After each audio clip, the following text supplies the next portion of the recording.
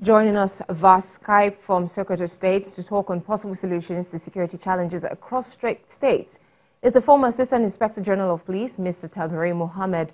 Thank you so much for joining us. Thank you very much. Herdsmen, banditry, kidnapping and other crimes are now on the high. What is the present architect form of security in the country? Well, what you said is to certain extent definitely a true situation of what is happening on the ground. But in trying to look at it, why it is so prevalent nowadays, we should also try to find out, we should look inwards to find out what are some of the reasons that are contributing to what we are having today. Definitely, the preponderance of the happenings of kidnappings on our highways is becoming very alarming, more especially between Kaduna, Abuja, Kaduna, Brendengwari, and Kaduna, even other places, Sokoto, going to Gusau, and so on and so forth. I think if we look inwards, the reasons are not far-fetched. The first is the fact that there are, unemployment is very much on the increase. Every year we turn out graduates from all the universities we have, and new universities are coming every day, and we don't make preparations for where these young men and young women will go after graduation. We need to do something about that. Then about the Fulani herdsmen clashes in Benue, in Plateau, and so on and so forth. I think it is because for decades, for centuries, we have been living very peacefully, side by side. The Fulanis have been living very peacefully with their neighbors, with the farmers, with everybody.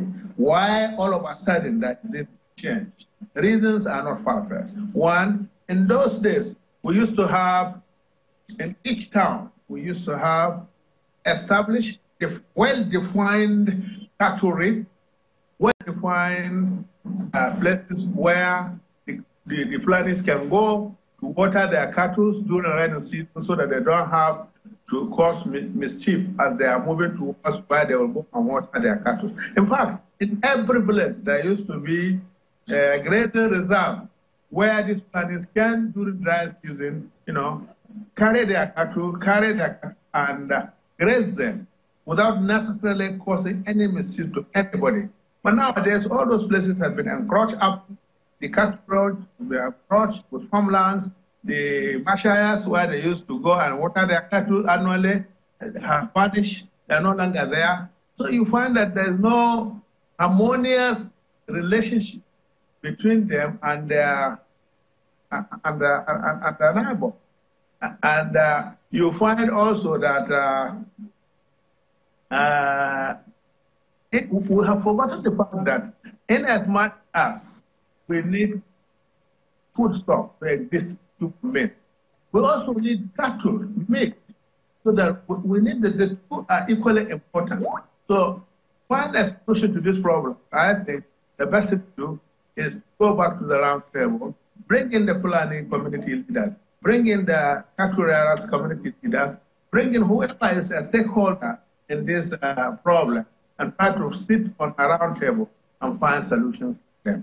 Now we have allowed them to grow out of hand. Now, this banditry, this kidnapping, and so on and so forth, are now on a very alarming rate, and that's very difficult for the military alone or the security agencies generally, including the police, to handle.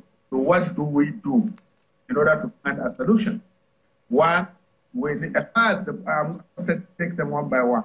As far as the police are concerned, we need to address their problems.